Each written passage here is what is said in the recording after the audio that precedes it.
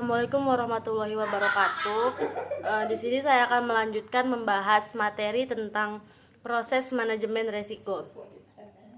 Berdasarkan ISO 31000 tahun 2009, proses manajemen resiko merupakan bagian yang penting dari manajemen resiko sebagai dasar penerapan atas prinsip dan kerangka kerja manajemen resiko yang dibangun pada suatu organisasi.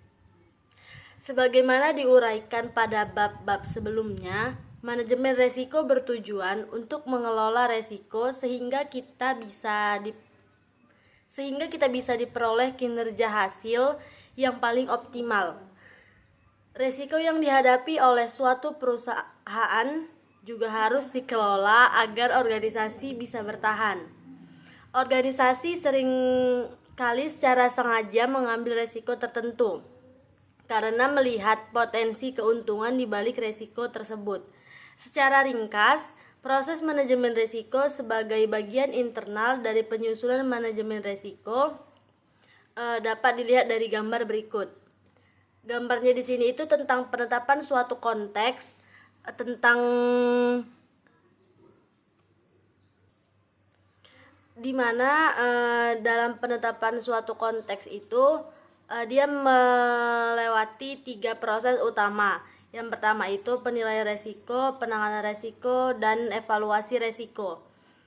Penetapan konteks manajemen resiko sebagai langkah pertama proses manajemen resiko bertujuan untuk mengidentifikasi serta mengungkapkan sasaran organisasi, lingkungan atas sasaran hendak dicapai, stakeholders yang berkepentingan, dan berbagai kategori dan kriteria resiko pada suatu organisasi. Keseluruhan hal tersebut akan membantu dalam menguraikan, menjelaskan, serta menilai sifat dan kompleksitas dari resiko. Dalam proses penetapan konteks manajemen resiko terkait erat dengan penetapan tujuan, strategi, ruang lingkup, dan parameter-parameter lain yang berhubungan dengan proses pengelolaan resiko suatu organisasi. Proses ini menunjukkan kaitan atau hubungan suatu permasalahan dengan lingkungan organisasi eksternal dan internal, proses manajemen resiko, dan ukuran atau kriteria resiko yang hendak dijadikan standar. Proses kedua adalah penilaian resiko, meliputi tahapan identifikasi resiko yang bertujuan untuk mengidentifikasi resiko-resiko yang dapat berpengaruh terhadap pencapaian sasaran organisasi. Berdasarkan resiko-resiko yang telah teridentifikasi, disusun sebuah daftar resiko untuk kemudian dilakukan pengukuran resiko untuk melihat tingkatan resiko. Proses pengukuran resiko berupa analisis resiko yang bertujuan untuk menganalisis kemungkinan dan dampak dari resiko yang telah diidentifikasi. Hasil pengukuran dirumuskan dalam format status resiko yang menunjukkan ukuran tingkatan resiko dan peta resiko yang merupakan gambaran sebaran resiko dalam suatu peta resiko. Tahapan berikutnya dalam penilaian resiko adalah evaluasi resiko yang ditujukan untuk membandingkan hasil analisis resiko dengan kriteria resiko yang telah ditentukan sebelumnya untuk dijadikan dasar penerapan penanganan resiko.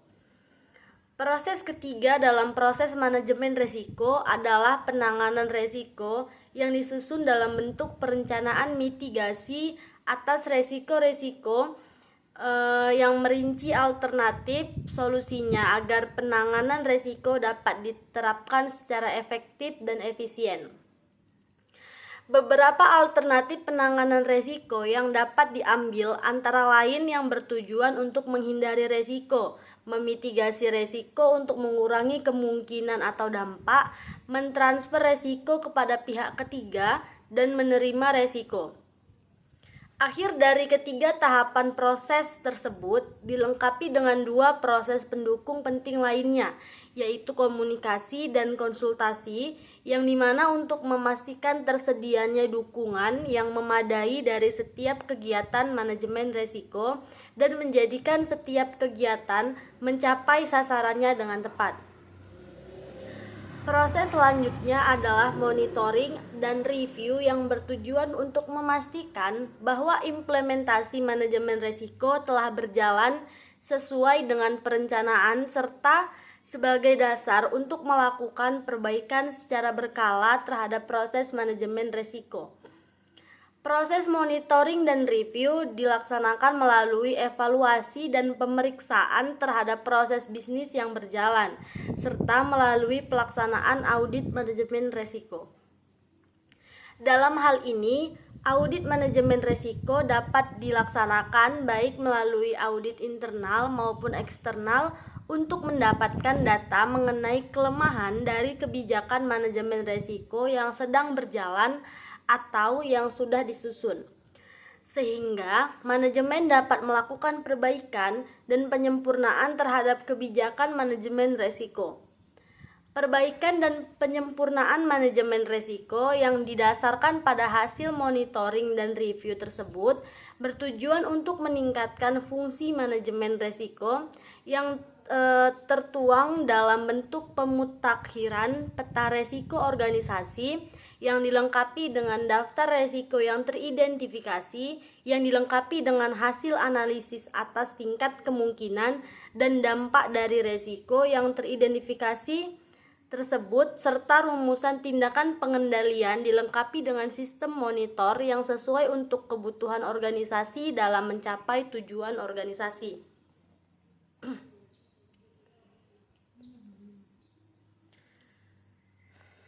Proses pendukung lainnya dalam penerapan manajemen risiko adalah komunikasi kepada manajemen dan unit-unit kerja organisasi, sehingga setiap individu dalam organisasi memahami atas kesadaran risiko, budaya risiko, dan kematangan risiko.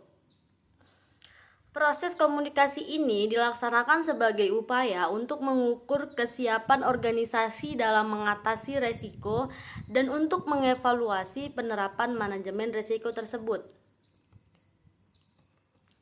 Diharapkan dengan adanya fungsi manajemen risiko yang terkelola dengan baik di setiap unit kerja dapat mendukung penerapan good corporate governance di dalam organisasi secara keseluruhan.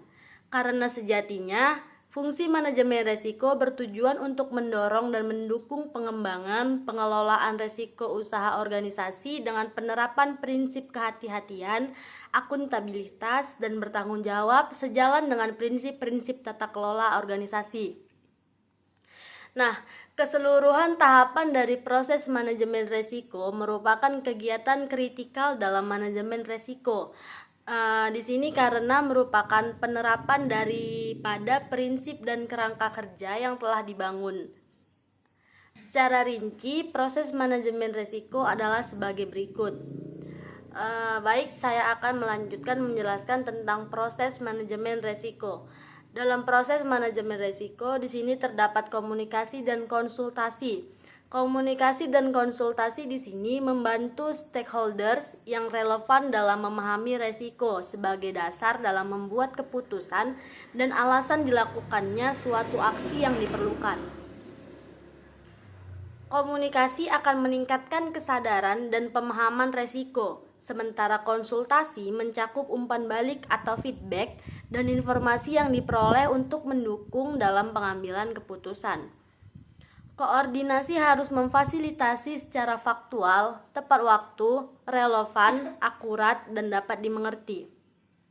Pertukaran informasi harus memperhatikan kerahasiaan dan integritas informasi, termasuk hak cipta individu.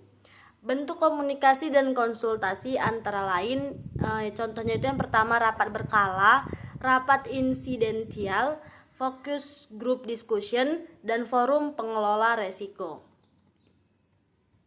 Selanjutnya di sini ada penetapan konteks risiko. Penetapan konteks Penetapan konteks bertujuan untuk mengidentifikasi dan mengungkapkan sasaran organisasi, lingkungan di mana sasaran hendak dicapai, stakeholders yang berkepentingan, dan keberagaman kriteria resiko, di mana hal-hal ini akan membantu mengungkapkan dan menilai sifat dan kompleksitas dari resiko. Tahapan penetapan konteks meliputi yang pertama itu menentukan ruang lingkup dan periode penerapan manajemen risiko. Ruang lingkup penerapan manajemen risiko yang berisi tugas dan fungsi unit terkait. Periode penerapan manajemen risiko berisi tahun penerapan manajemen risiko tersebut. Tahapan selanjutnya yaitu menetapkan sasaran organisasi.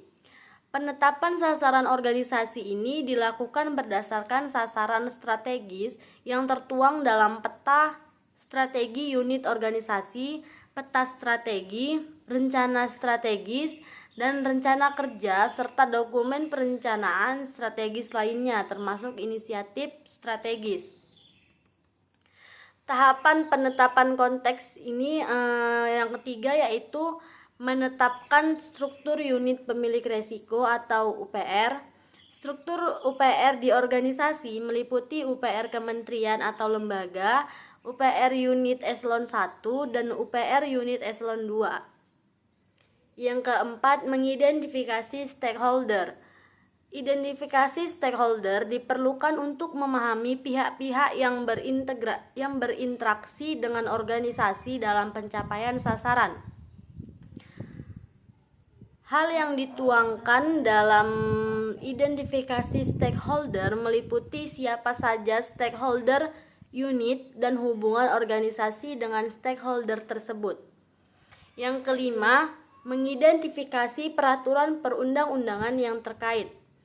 Identifikasi peraturan perundang-undangan diperlukan untuk memahami kewenangan, tanggung jawab, tugas dan fungsi, kewajiban hukum yang harus dilaksanakan oleh organisasi beserta konsekuensinya. Yang keenam, menetapkan kategori resiko. Kategori resiko diperlukan untuk menjamin agar proses identifikasi, analisis, dan evaluasi resiko dilakukan secara komprehensif. Penentuan kategori resiko didasarkan pada penyebab resiko. Yang ketujuh, menetapkan kriteria resiko. Kriteria resiko disusun pada awal penerapan proses manajemen resiko dan harus ditinjau ulang secara berkala, serta disesuaikan dengan perubahan kondisi organisasi. Kriteria resiko mencakup kriteria kemungkinan terjadinya resiko dan kriteria dampak dengan ketentuan sebagai berikut. Kriteria kemungkinan terjadinya resiko atau likelihood. Kriteria kemungkinan dapat menggunakan pendekatan statistik atau probability, frekuensi kejadian persatuan waktu atau hari, minggu, bulan, dan tahun, atau dengan expert judgment. Kriteria kemungkinan terjadinya resiko yang kedua yaitu penentuan peluang terjadinya resiko di Badan Standarisasi Nasional menggunakan pendekatan kejadian persatuan waktu, yakni dalam periode 1 tahun. Ada 2 kriteria penentuan kemungkinan, yaitu berdasarkan persentase atas kegiatan atau transaksi atau unit yang dilayani dalam 1 tahun dan jumlah frekuensi kemungkinan terjadinya dalam 1 tahun. Selanjutnya di sini ada kriteria dampak. Kriteria dampak resiko dapat diklasifikasikan dalam beberapa area dampak sesuai dengan jenis kejadian resiko yang mungkin akan terjadi. Yang pertama, area dampak yang terdapat di organisasi. Berdasarkan area dampak yang memiliki bobot tertinggi hingga terendah meliputi yang pertama ada fraud. Dampak resiko berupa jumlah tambahan pengeluaran negara, baik dalam bentuk uang dan setara uang, surat berharga, kewajiban, dan barang. Dampak resiko beban keuangan negara disebabkan oleh fraud yang diukur. Yang kedua itu penurunan reputasi.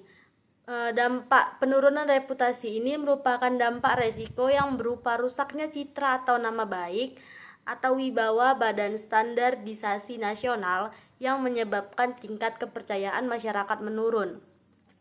Yang ketiga itu sanksi pidana, perdata, dan atau administratif. Di sini dampak resiko berupa hukuman yang dijatuhkan atas perkara di pengadilan, baik menyangkut pegawai atau organisasi. Yang keempat, kecelakaan kerja. Dampak resiko berupa gangguan fisik dan mental yang dialami pegawai dalam pelaksanaan tugas kedinasan. Yang kelima, gangguan terhadap pelayanan organisasi. Dampak resiko berupa simpangan dari standar layanan yang ditetapkan Badan Standarisasi Nasional. Yang keenam, penurunan kinerja. Dampak resiko berupa tidak tercapainya target kinerja yang ditetapkan dalam kontrak kinerja maupun kinerja lainnya. Selanjutnya, menetapkan matriks analisis resiko dan level resiko. Yang pertama itu kombinasi antara level dampak dan level kemungkinan menunjukkan besaran resiko. Penuangan besaran resiko dilakukan dalam matriks analisis resiko untuk menentukan level resiko. Level kemungkinan terjadinya resiko, level dampak, dan level resiko masing-masing menggunakan 5 skala tingkatan. Selanjutnya, menetapkan selera resiko. Selera resiko menjadi dasar dalam penentuan toleransi resiko, yakni batasan besaran kuantitatif level kemungkinan terjadinya dan level dampak resiko yang dapat diterima, sebagaimana dituangkan pada kriteria resiko. Penetapan selera resiko untuk setiap kategori resiko sebagai berikut. Yang pertama, resiko pada level rendah dan sangat rendah dapat diterima dan tidak perlu dilakukan proses mitigasi resiko. Resiko dengan level sedang sehingga sangat tinggi harus ditangani untuk menurunkan level resikonya.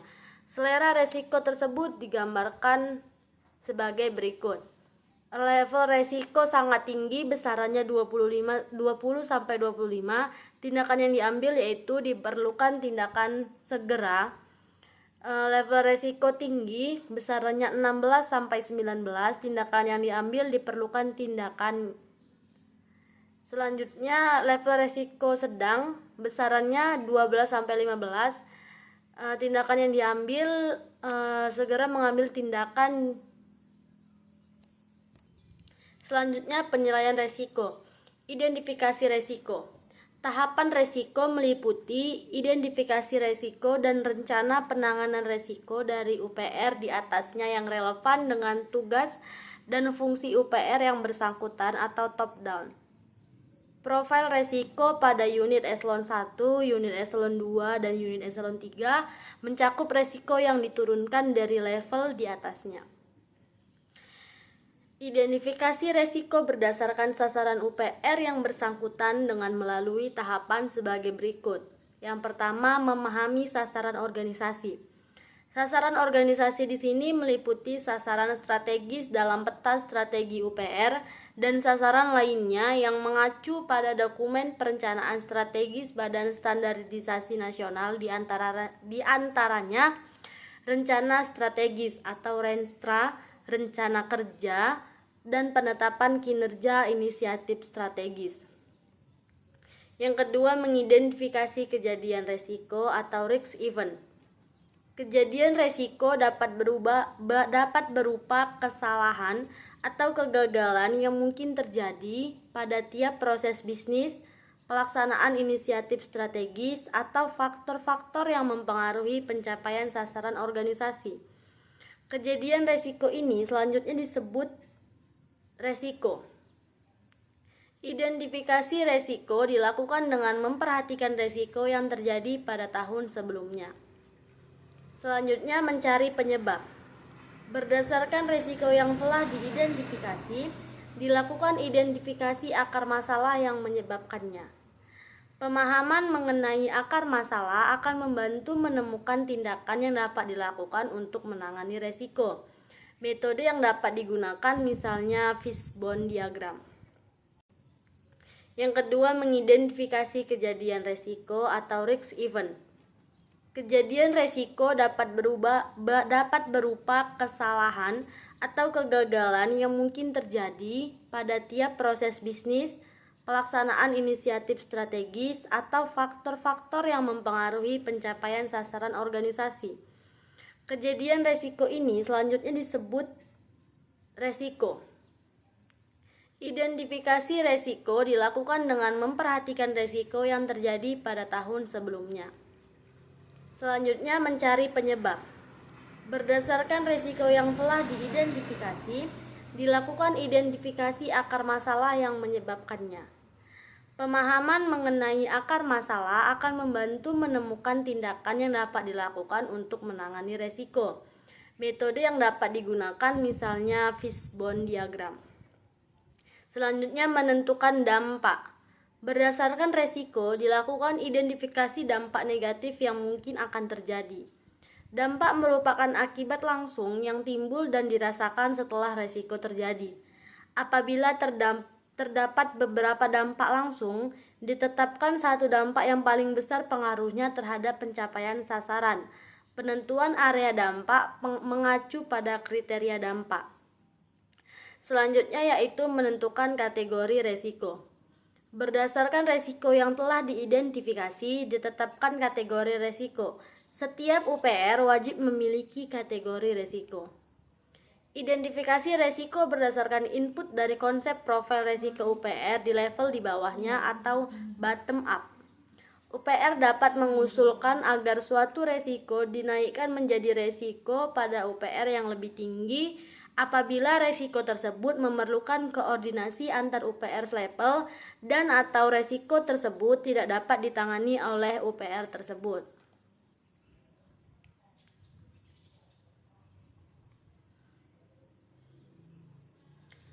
Selanjutnya, analisis resiko. Tahapan analisis resiko meliputi yang pertama itu menginventarisasi sistem pengendalian internal yang telah dilaksanakan. Sistem pengendalian internal mencakup perangkat manajemen yang dapat menurunkan tingkat kerawanan atau level resiko dalam rangka pencapaian sasaran organisasi. Sistem pengendalian internal yang efektif bertujuan mengurangi level kemungkinan terjadinya resiko atau level dampak. Sistem pengendalian internal dapat berupa standar operating prosedur atau SOP, pengawasan melekat, review berjenjang, regulasi, dan pemantauan rutin yang dilaksanakan terkait resiko tersebut. Selanjutnya, mengestimasi level kemungkinan resiko. Estimasi level kemungkinan resiko dilaksanakan dengan mengukur peluang terjadinya resiko dalam 1 tahun setelah mempertimbangkan sistem pengendalian internal yang dilaksanakan dan berbagai faktor atau isu terkait resiko tersebut. Estimasi juga dapat dilakukan berdasarkan analisis atas data risiko yang terjadi pada tahun sebelumnya sebagaimana dituangkan dalam LED. Level kemungkinan risiko ditentukan dengan membandingkan nilai estimasi kemungkinan risiko dengan kriteria kemungkinan risiko. Selanjutnya, mengestimasi level dampak risiko. Berdasarkan resiko yang telah diidentifikasi pada tahap identifikasi resiko, ditentukan area dampak yang relevan dengan dampak resiko tersebut. Estimasi level dampak resiko dilakukan dengan mengukur dampak yang disebabkan apabila resiko terjadi dalam 1 tahun setelah mempertimbangkan sistem pengendalian internal yang dilaksanakan dan berbagai faktor atau isu terkait resiko tersebut. Estimasi juga dapat dilakukan berdasarkan analisis atas data risiko yang terjadi pada tahun sebelumnya sebagaimana dituangkan dalam LED. Level dampak risiko ditentukan dengan membandingkan nilai estimasi dampak risiko dengan kriteria dampak risiko. Selanjutnya, menentukan besaran risiko dan level risiko. Besaran resiko dan level resiko ditentukan dengan mengombinasikan level kemungkinan dan level dampak resiko dengan menggunakan rumusan dalam matriks analisasi resiko. Berdasarkan pemetaan resiko tersebut, diperoleh level resiko yang meliputi sangat tinggi atau 5, tinggi atau 4, sedang atau 3, rendah atau 2, atau sangat rendah atau 1. Selanjutnya menyusun peta resiko. Peta resiko di sini merupakan gambaran kondisi resiko yang mendeskripsikan posisi seluruh resiko dalam sebuah chart berupa suatu diagram Kartesius. Peta resiko dapat disusun per resiko atau per kategori resiko. Tahapan analisis resiko dituangkan pada formulir profil dan peta resiko. Selanjutnya evaluasi resiko. Tahapan evaluasi resiko meliputi menyusun prioritas resiko berdasarkan besaran resiko dengan ketentuan besaran resiko tertinggi dapat mendapat prioritas paling tinggi. Apabila terdapat lebih dari satu resiko yang memiliki besaran resiko yang sama, maka prioritas resiko ditentukan berdasarkan urutan area dampak dari yang tertinggi hingga terendah sesuai kriteria dampak. Apabila masih terdapat lebih dari satu resiko yang memiliki besaran dan area dampak yang sama, maka prioritas resiko ditentukan berdasarkan urutan kategori resiko yang tertinggi hingga terendah sesuai kategori resiko. Apabila masih terdapat lebih dari satu resiko yang memiliki besaran, area dampak, dan kategori yang sama, maka prioritas resiko ditentukan berdasarkan judgement pemilik resiko. Menentukan resiko utama. Resiko yang berada di luar area penerimaan resiko dan perlu ditangani, baik resiko yang merupakan hasil penurunan dari UPR di atasnya maupun resiko lainnya, disebut dengan resiko utama. Jika level resiko berada pada area penerimaan resiko, maka resiko tersebut tidak dapat ditangani. Setiap resiko utama memiliki suatu ukuran yang dapat memberikan informasi sebagai sinyal awal tentang adanya peningkatan besaran resiko yang disebut indikator resiko utama atau IRU. Selanjutnya penanganan resiko. Tahapan penanganan resiko meliputi memilih opsi penanganan resiko yang akan dijalankan. Opsi penanganan resiko dapat berupa yang pertama, mengurangi kemungkinan terjadinya resiko, yaitu penanganan terhadap penyebab resiko agar peluang terjadinya resiko semakin kecil. Opsi ini dapat diambil dalam hal penyebab resiko tersebut berada dalam pengendalian internal UPR. Menurunkan dampak terjadinya resiko, yaitu penanganan terhadap dampak resiko apabila resiko terjadi agar dampaknya semakin kecil.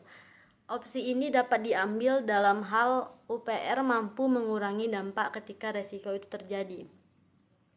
Mengalihkan resiko, yaitu penanganan resiko dengan memindahkan sebagian atau seluruh resiko, baik penyebab dan atau dampaknya, ke instansi atau entitas lainnya. Opsi ini diambil dalam hal pihak lain tersebut memiliki kompetensi terkait hal tersebut dan memahami level resiko atas kegiatan tersebut. Proses mengalihkan resiko tersebut sesuai ketentuan yang berlaku. Penggunaan opsi ini disetujui oleh atasan pemilik resiko. Menghindari resiko, yaitu penanganan resiko dengan mengubah atau menghilangkan sasaran dan atau kegiatan untuk menghilangkan resiko tersebut. Opsi ini diambil apabila upaya penurunan level resiko di luar kemampuan organisasi, sasaran atau kegiatan yang terkait resiko tersebut bukan merupakan tugas dan fungsi utama dalam pelaksanaan visi dan misi organisasi. Penggunaan opsi ini disetujui oleh atasan pemilik resiko. Menerima resiko, yaitu penanganan resiko dengan tindakan melakukan tindakan apapun terhadap resiko tersebut. Opsi ini diambil apabila upaya penurunan level resiko di luar kemampuan organisasi. Selanjutnya menentukan dampak. Berdasarkan resiko dilakukan identifikasi dampak negatif yang mungkin akan terjadi. Dampak merupakan akibat langsung yang timbul dan dirasakan setelah resiko terjadi. Apabila terdapat beberapa dampak langsung, ditetapkan satu dampak yang paling besar pengaruhnya terhadap pencapaian sasaran. Penentuan area dampak mengacu pada kriteria dampak. Selanjutnya yaitu menentukan kategori resiko. Berdasarkan resiko yang telah diidentifikasi, ditetapkan kategori resiko. Setiap UPR wajib memiliki kategori resiko. Identifikasi resiko berdasarkan input dari konsep profil resiko UPR di level di bawahnya atau bottom up. UPR dapat mengusulkan agar suatu resiko dinaikkan menjadi resiko pada UPR yang lebih tinggi apabila resiko tersebut memerlukan koordinasi antar UPR level dan atau resiko tersebut tidak dapat ditangani oleh UPR tersebut.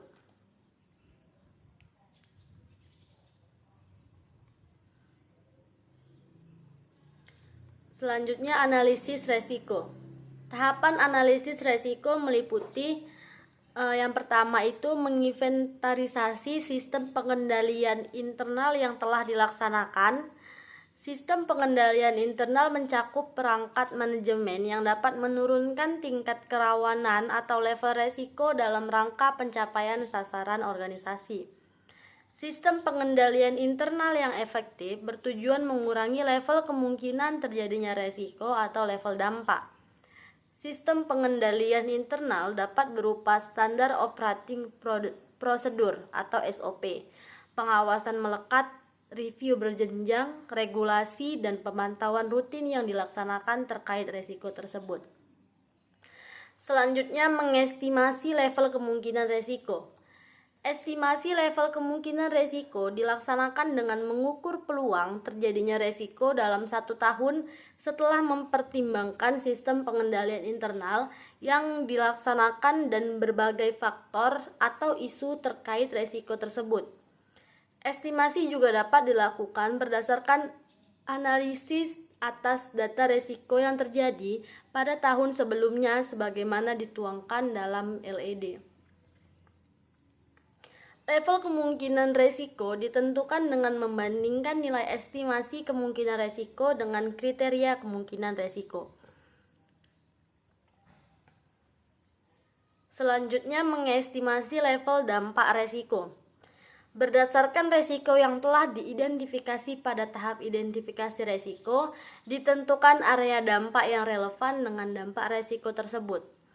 Estimasi level dampak resiko dilakukan dengan mengukur dampak yang disebabkan apabila resiko terjadi dalam 1 tahun setelah mempertimbangkan sistem pengendalian internal yang dilaksanakan dan berbagai faktor atau isu terkait resiko tersebut. Estimasi juga dapat dilakukan berdasarkan analisis atas data resiko yang terjadi pada tahun sebelumnya sebagaimana dituangkan dalam LED. Level dampak resiko ditentukan dengan membandingkan nilai estimasi dampak resiko dengan kriteria dampak resiko. Selanjutnya, menentukan besaran resiko dan level resiko. Besaran resiko dan level resiko ditentukan dengan mengombinasikan level kemungkinan dan level dampak resiko dengan menggunakan rumusan dalam matriks analisasi resiko. Berdasarkan pemetaan resiko tersebut, diperoleh level resiko yang meliputi sangat tinggi atau 5, tinggi atau 4, sedang atau 3, rendah atau 2, atau sangat rendah atau 1. Selanjutnya, menyusun peta resiko.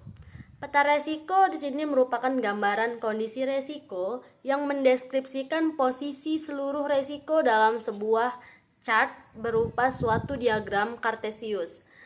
Peta resiko dapat disusun per resiko atau per kategori resiko. Tahapan analisis resiko dituangkan pada formulir profil dan peta resiko. Selanjutnya, evaluasi resiko.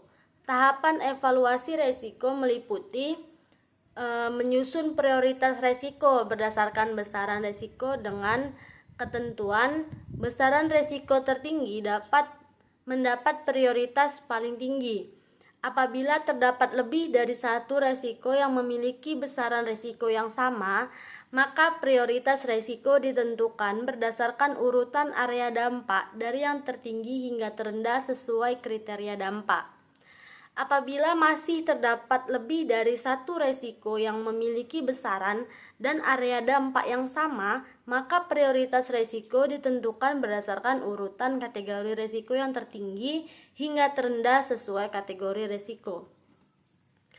Apabila masih terdapat lebih dari satu resiko yang memiliki besaran, area dampak, dan kategori yang sama, maka prioritas resiko ditentukan berdasarkan judgement pemilik resiko. Menentukan resiko utama. Resiko yang berada di luar area penerimaan resiko dan perlu ditangani, baik resiko yang merupakan hasil penurunan dari UPR di atasnya maupun resiko lainnya, disebut dengan resiko utama. Jika level resiko berada pada area penerimaan resiko, maka resiko tersebut tidak dapat ditangani. Setiap resiko utama memiliki suatu ukuran yang dapat memberikan informasi sebagai sinyal awal tentang adanya peningkatan besaran resiko yang disebut indikator resiko utama atau IRU. Selanjutnya, penanganan resiko. Tahapan penanganan resiko meliputi memilih opsi penanganan resiko yang akan dijalankan. Opsi penanganan resiko dapat berupa: yang pertama, mengurangi kemungkinan terjadinya resiko, yaitu penanganan terhadap penyebab resiko agar peluang terjadinya resiko semakin kecil. Opsi ini dapat diambil dalam hal penyebab resiko tersebut berada dalam pengendalian internal UPR. Menurunkan dampak terjadinya resiko, yaitu penanganan terhadap dampak resiko apabila resiko terjadi agar dampaknya semakin kecil. Opsi ini dapat diambil dalam hal UPR mampu mengurangi dampak ketika resiko itu terjadi. Mengalihkan resiko, yaitu penanganan resiko dengan memindahkan sebagian atau seluruh resiko, baik penyebab dan atau dampaknya, ke instansi atau entitas lainnya. Opsi ini diambil dalam hal pihak lain tersebut memiliki kompetensi terkait hal tersebut dan memahami level resiko atas kegiatan tersebut. Proses mengalihkan resiko tersebut sesuai ketentuan yang berlaku. Penggunaan opsi ini disetujui oleh atasan pemilik resiko. Menghindari resiko, yaitu penanganan resiko dengan mengubah atau menghilangkan sasaran dan atau kegiatan untuk menghilangkan resiko tersebut. Opsi ini diambil apabila upaya penurunan level resiko di luar kemampuan organisasi, sasaran atau kegiatan yang terkait resiko tersebut bukan merupakan tugas dan fungsi utama dalam pelaksanaan visi dan misi organisasi. Penggunaan opsi ini disetujui oleh atasan pemilik resiko. Menerima resiko, yaitu penanganan resiko dengan tindakan melakukan tindakan apapun terhadap resiko tersebut. Opsi ini diambil apabila upaya penurunan level resiko di luar kemampuan organisasi, sasaran atau kegiatan yang terkait resiko tersebut merupakan tugas dan fungsi utama dalam pelaksanaan visi dan misi organisasi, dan penggunaan opsi ini disetujui oleh atasan pemilik resiko. Opsi penanganan resiko dapat merupakan kombinasi beberapa opsi tersebut dan sedapat mungkin diarahkan untuk mengurangi kemungkinan terjadinya resiko. Prioritas opsi penanganan resiko yang dipilih ditentukan berdasarkan urutan opsi penanganan sebagaimana tersebut di atas. Selanjutnya, penyusunan rencana tindak penanganan resiko atau RTP. Berdasarkan opsi penanganan resiko yang telah dipilih, disusun rencana aksi penanganan resiko. Rencana aksi penanganan resiko terdiri atas rencana aksi penanganan resiko berupa rencana tindak penanganan atau RTP yang diturunkan dari unit organisasi yang lebih tinggi dan yang ditetapkan pada unit organisasi tersebut. RTP bukan merupakan pengendalian internal yang sudah dilaksanakan. Dalam hal penanganan resiko yang telah dilaksanakan tidak dapat menurunkan level resiko, maka diperlukan penetapan RTP yang baru. Pemilihan RTP tersebut mempertimbangkan biaya dan manfaat atau nilai tambah yang diberikan bagi organisasi. RTP tersebut harus memuat informasi berikut: kegiatan dan tahapan kegiatan berdasarkan opsi penanganan yang dipilih, target output yang diharapkan atas kegiatan tersebut, jadwal implementasi kegiatan penanganan risiko, dan penanggung jawab yang berisi unit yang bertanggung jawab dan unit pendukung atas setiap tahapan kegiatan penanganan risiko. Penanganan risiko yang berhasil menurunkan level kemungkinan dan atau level dampak dimasukkan sebagai aktivitas pengendalian pada periode berikutnya, kecuali rencana penanganan risiko yang bersifat proyek. Menetapkan level risiko residual harapan.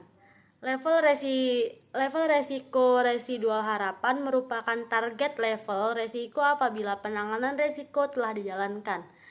Penetapan level resiko residual mempertimbangkan perubahan level kemungkinan dan level dampak. Menjalankan RTP.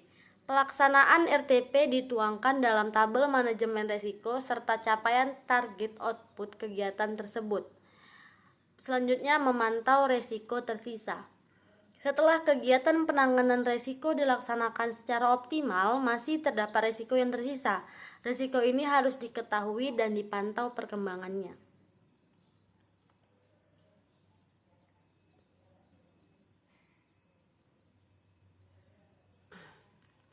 Selanjutnya, pemantauan dan tinjauan atau review.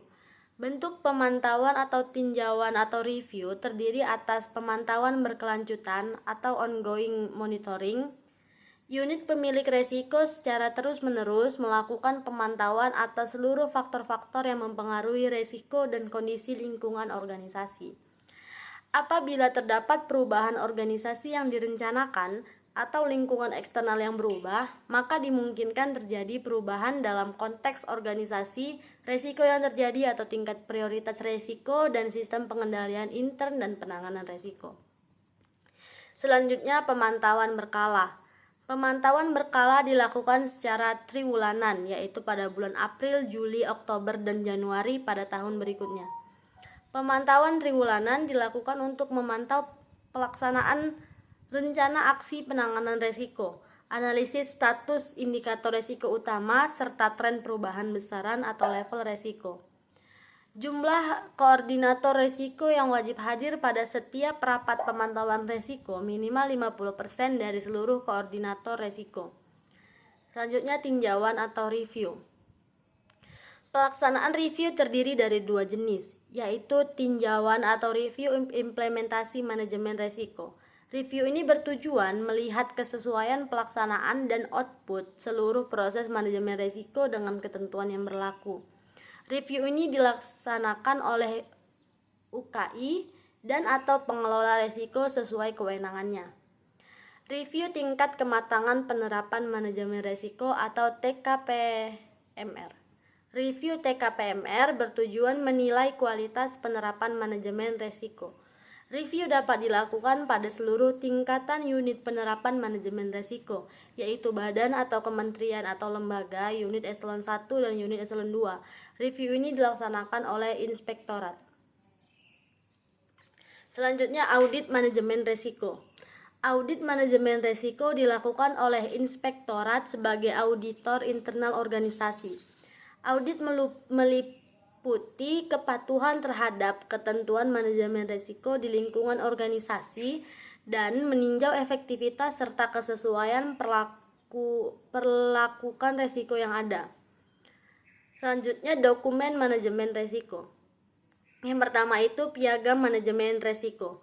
Dokumen ini merupakan pernyataan pemilik risiko dalam melaksanakan manajemen risiko yang dilampiri dengan formulir konteks manajemen risiko. Selanjutnya, laporan manajemen risiko. Laporan manajemen risiko merupakan dokumen yang menyajikan informasi terkait pengelolaan risiko kepada pemangku kepentingan. Informasi tersebut berguna sebagai bahan pertimbangan dan data dukung dalam pengambilan keputusan serta umpan balik terhadap pelaksanaan manajemen risiko. Bentuk-bentuk laporan manajemen risiko meliputi laporan pemantauan, laporan manajemen resiko insidental, mekanisme penyampaian dokumen manajemen resiko sebagaimana dituangkan dalam tabel berikut. Pada tingkat organisasi, periode penyampaiannya laporan tahunan resiko awal tahun berikutnya. Keterangannya, penyiapan laporan dikoordinasikan oleh inspektorat. Tingkatan eselon 1, laporan pemantauannya triwulan. Laporan disampaikan oleh UPR kepada Menteri, Kepala, Ketua, atau pimpinan tertinggi organisasi dengan tembusan inspektorat. Eselon 2, periode penyampaiannya laporan pemantauan triwulanan. Laporan disampaikan oleh UPR kepada Menteri, Kepala, Ketua, pimpinan tertinggi organisasi, dan UPR di atasnya dengan tembusan inspektorat. Selanjutnya, peran internal audit dalam proses manajemen resiko. Hubungan antara kegiatan manajemen resiko dengan internal audit merupakan hubungan yang timbal balik dan tak terpisahkan. Sebagaimana telah dikemukakan di atas, manajemen dan risk owner atau pemilik resiko berperan dalam mengidentifikasi, mengkaji, dan mengelola resiko. Internal audit di sisi lain mempunyai peran untuk memberikan keyakinan kepada pimpinan, komite manajemen resiko, dan unit-unit terkait atas efektivitas sistem manajemen resiko, guna meyakinkan bahwa resiko organisasi utama telah dikelola secara baik dan sistem pengendalian internal telah berjalan dengan efektif.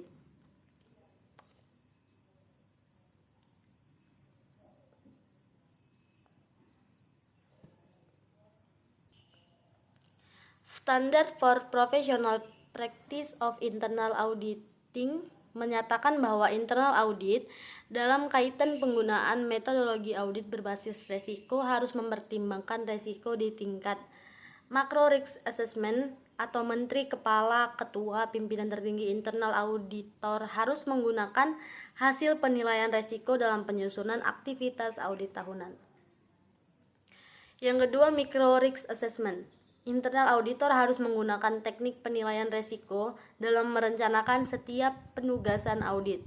Dalam manajemen resiko pemerintah terdapat proses penilaian resiko atau risk assessment yang bertujuan untuk mengidentifikasi, mengukur, dan menentukan tingkat signifikansi dari resiko. Penilaian resiko makro atau macro risk assessment akan menghasilkan daftar resiko atau risk register dan peta resiko atau risk map. Peta resiko atau risk map merupakan acuan bagi internal audit dalam menyusun rencana program kerja audit tahunan, sehingga fokus audit menjadi lebih terarah dan sumber daya yang terbatas dapat diarahkan ke area layak audit dengan bobot resiko tertinggi. Dalam menjalankan tugas dan tanggung jawab terkait dengan memberikan asuransi atas proses manajemen resiko, maka hal-hal yang diperhatikan internal auditor adalah sebagai berikut. Yang pertama itu adalah sumber daya yang dimana terdapat waktu, tenaga, biaya. Yang kedua itu internal audit harus menjunjung tinggi sikap dan perilaku independen dan objektivitas. Yang ketiga, internal audit harus selalu mensosialisasikan pemahaman bahwa manajemen adalah pemilik dan penanggung jawab atas resiko dan pengendalian. Sekian materi yang dapat saya sampaikan pada video kali ini. Terima kasih.